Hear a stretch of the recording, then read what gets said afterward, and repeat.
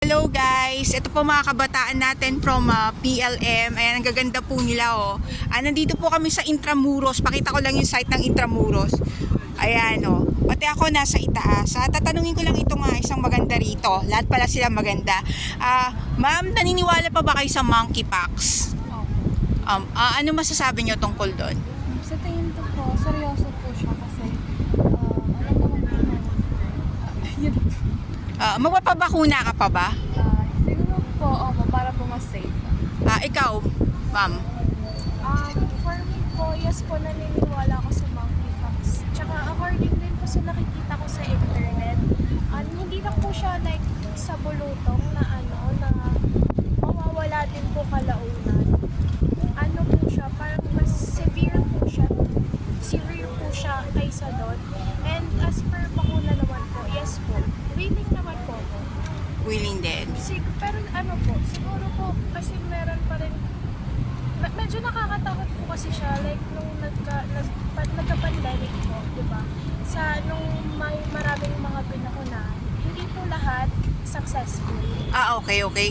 Pero aware ka na experimental ang bakuna? Yes po. When you say experimental ba, ano ba point of view mo sa experimental? Hindi pa po sure kung mag-work siya, and parang under observation pa rin po siya. Okay, it's a trial, 'di ba? Okay, clinical trial. So para sa iyo, hindi lahat ng binakunahan naging successful ang naging epekto. Yes po. So delikado 'yun ang pananaw mo.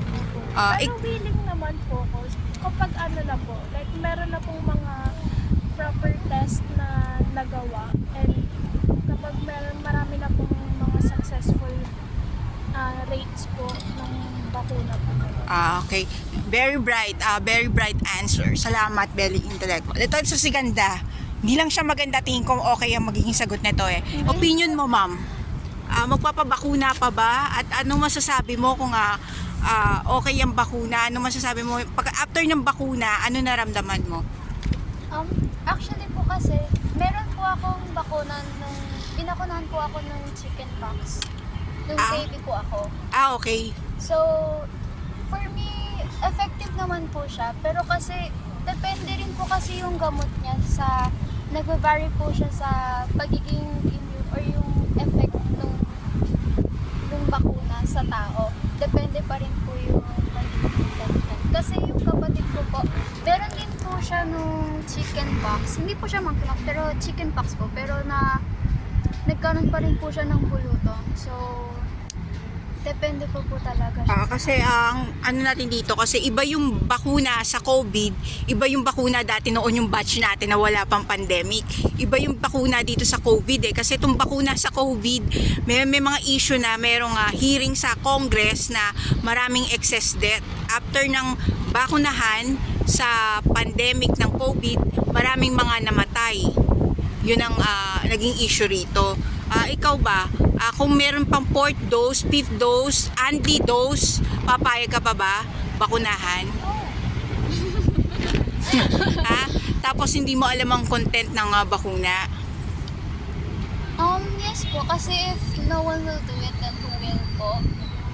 Tsaka, rin po siya, para rin po kasi sa ikabubuti ng kinabukasan ng ibang tao. So, willing naman po ako. It's a prototype naman po, so 50-50 rin po yung mangyayari if ever. Willing ka bang isugal ang buhay mo? Diretsay na kita. Kasi ganun na din ang labas ng pinag-uusapan natin eh. Diba? Diba? So, maaari kasi maging kaso mo, yung mga naging kababayan natin na after ng bakuna, biglang nasa mga funerals na, kaya nagulat tayo. Kaya tinatanong lang namin kayo sa kabataan. But anyway, salamat sa opinion mo at napakahalaga yan. Kasi kailangan mga kabataan magbigay ng opinion ngayon. Kasi kayo ang future kami. Ako, hindi ko alam kung ilang dekada na lang ako kasi mid-30s na ako eh.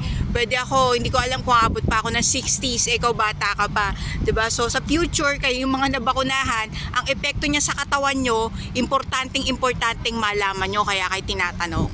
Kasi merong investigation sa Kongreso si Dan Fernandez, no, nagkaroon ng excess death after ng bakunahan. At least sa future may isip mo, may babaeng nag-interview sa'yo na sa Intramuros na ganito, nabuksan ang isip, ito pala, may ganito pala mangyayari sa akin, na ito na pala yung epekto ng bakuna. Thank you girl, salamat sa inyo student. Okay, salamat.